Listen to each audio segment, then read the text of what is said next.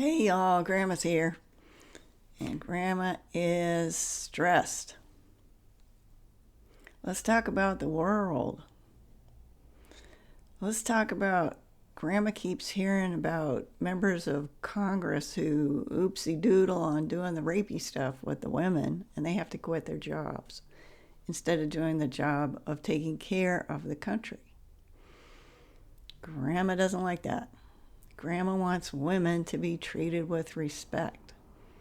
Grandma likes to get out on the street with a pussy hat on and make noise with other pussy-hatted people.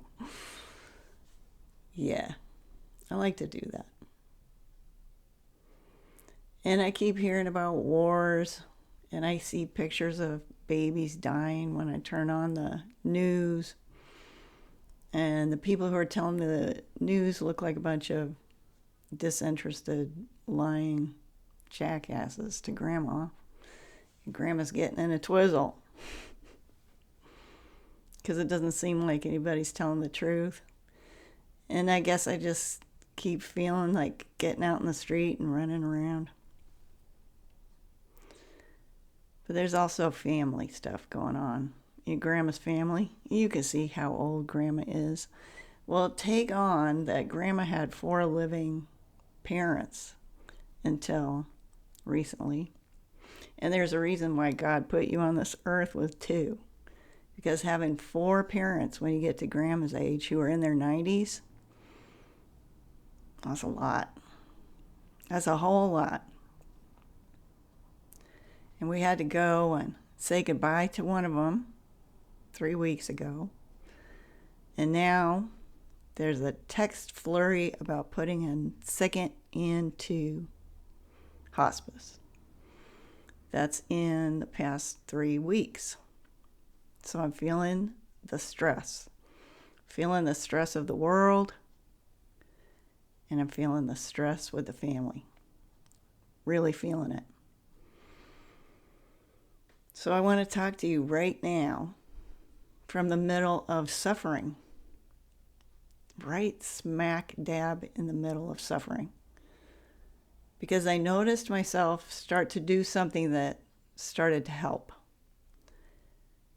And I want to be careful with what I'm saying, because sometimes there's an interpretation when you start to want to make yourself feel better. There can be an interpretation that you're caring less. I want to get to that. I want to talk about that. That's important. Okay? Hold on to that. But I first want to say that for people who are out there on the front lines, waving the flags and being part of the number count, I know that a lot of the people who take up the causes are the ones who get things done.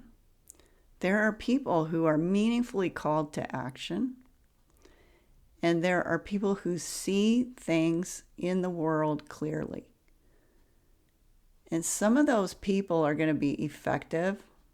And I don't want to dissuade anyone from making history. I really don't. So I'm not talking about not caring. I'm not talking about not having a moral conscience. And I'm not talking about not acting. I'm not talking about any of that. I want to talk about what I view as a false split between taking care of the world and taking care of yourself. I don't quite buy it. And I want to talk about that. Because the condition that we're in when we go out to take care of the world, when we go to take care of our families, makes a difference in what gets received. I want to talk about a difference between what is effective action and what is inner disturbance being amplified into the world. And I want to talk about what I did that just started to seem useful. I just stopped and I asked myself a simple question. What does the world concern and the family concern that you're carrying right now feel like in your body? Very specifically. And I said to myself, it feels like 1,000 tiny jackhammers on my organs and ribs. And I said to myself, it feels like my lungs are sideways and they're trying to inflate and they can't. And there was a shift in that. That simple. Because in that moment, I stopped being that suffering, that pain, and I started being the person inquiring and attending it. It's that simple. And as soon as I did that, I saw the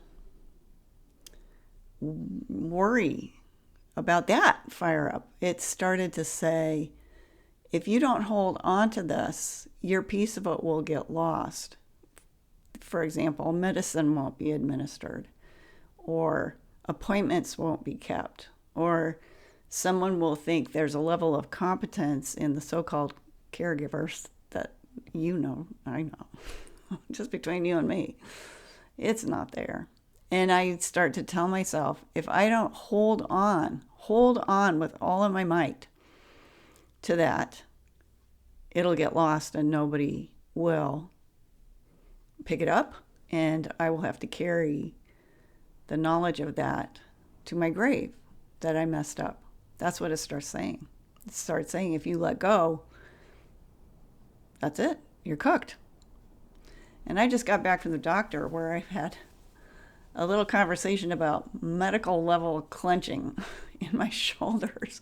And she's like asking me questions and pushing here and there. And she said, I don't know. I don't feel anything. Do you feel anything? And I said, no. It's just that I just am not breathing here. I'm holding on so tight. So there's this little thing that I've been curious about for years and years and years, where, a practiced Buddhist will say mindful walking or something, and they're saying, notice each part of your foot as it makes contact with the floor. And I have this good friend who says, pay attention to the point where the work is happening. So if you're writing, pay attention to the point where the pencil meets the paper. Okay, so like just what I just said applies here.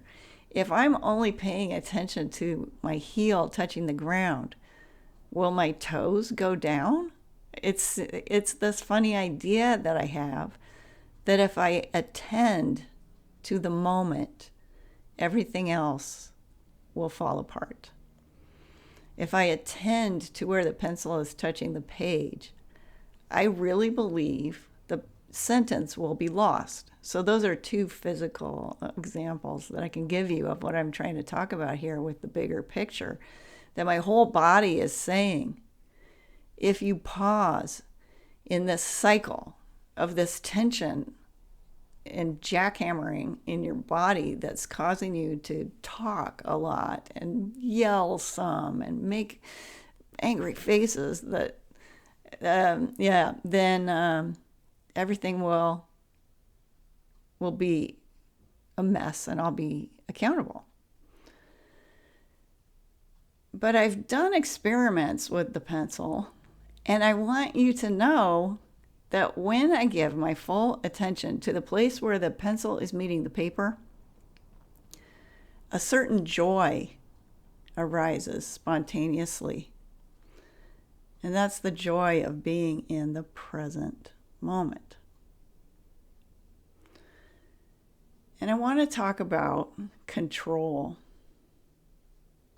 Because when it comes to the Congress people who are doing the oopsie with all the women that I care about, and when it comes to my family and what decision they make about hospice, or, God, a million decisions they're going to make, I cannot control that.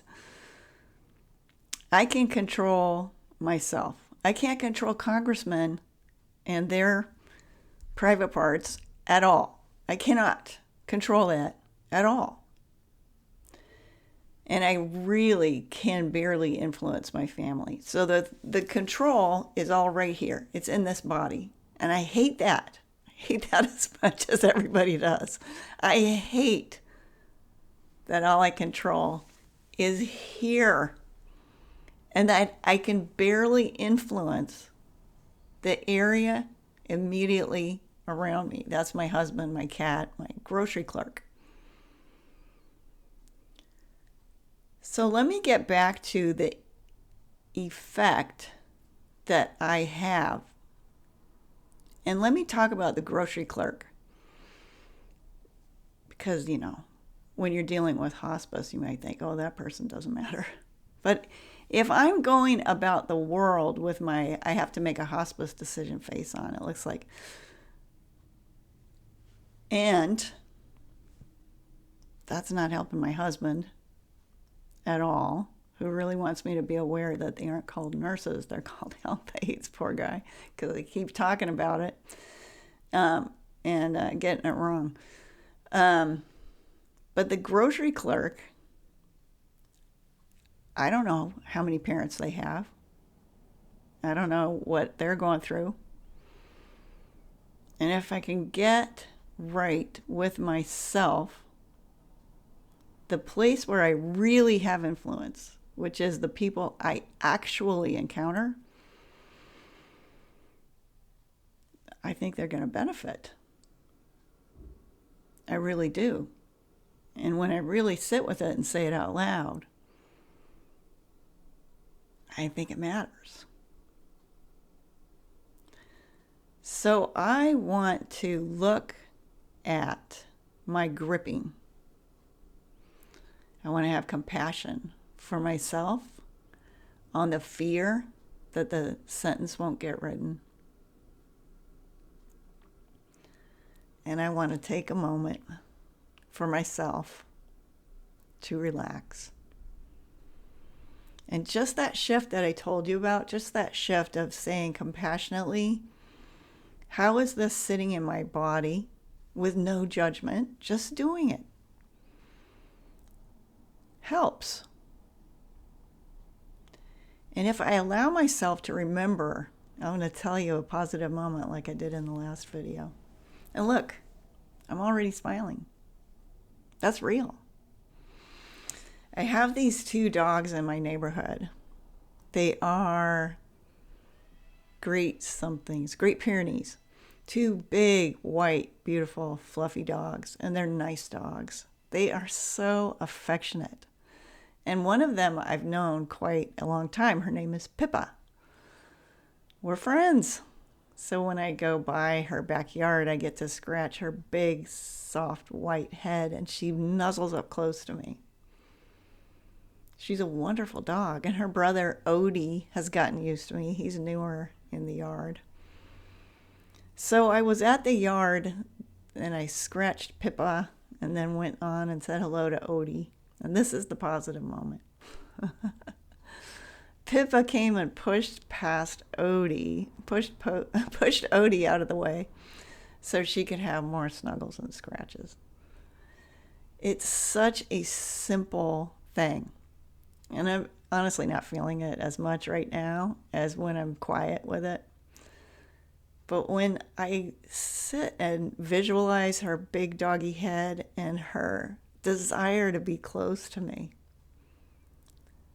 things just fall into place. That connection is everything.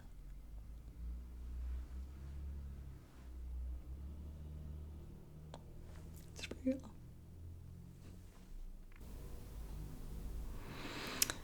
So when we ungrip,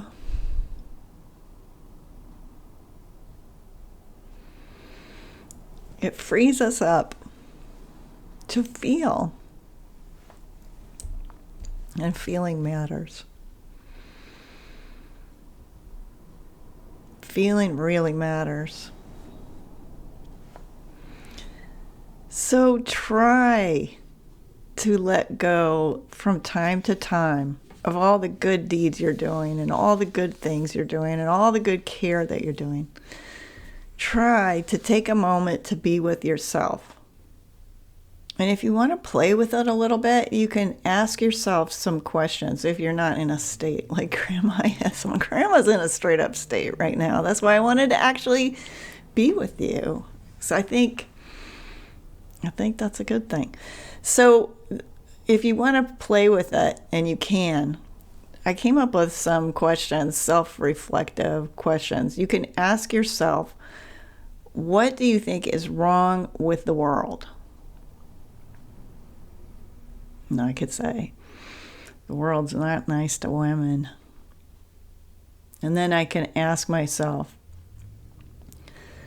do I see any of that in myself? Is there a piece of that I can work on right here at home where I do have control? So is there a way that I could be more respectful to women? Look, smiling. Because I like that challenge. What can I do to respect women? I'm going to think about it. And when I do, did you see the softening? When I bring it home to where I actually have some control over it, does that affect the people who actually are around me? The husband, the grocery clerk, the cat. What kind of impact will I really bring to where I do have some influence? Can I do that first? Can I save this world first? And then take the beautiful ease that I've cultivated in myself, bring that into the world.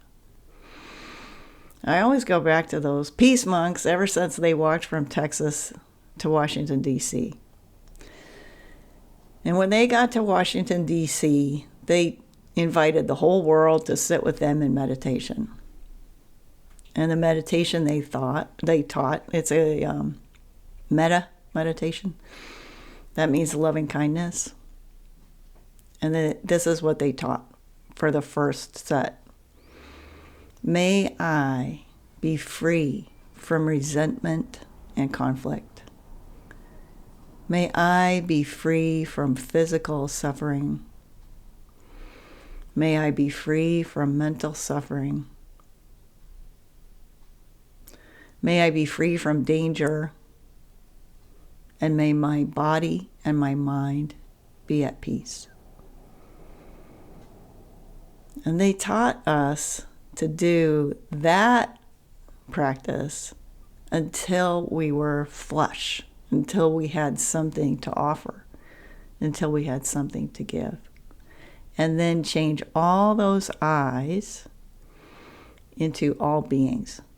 May all beings be free from resentment and conflict. There's a lot of wisdom in that sequence. It's a good sequence. And just take on what you can. Just take on what you can. The world's whack, and you're wonderful. Come inside. Come into community, and come into yourself. Your grandma loves you. Thanks for listening. I feel better. And it's because of you. See you soon, I hope.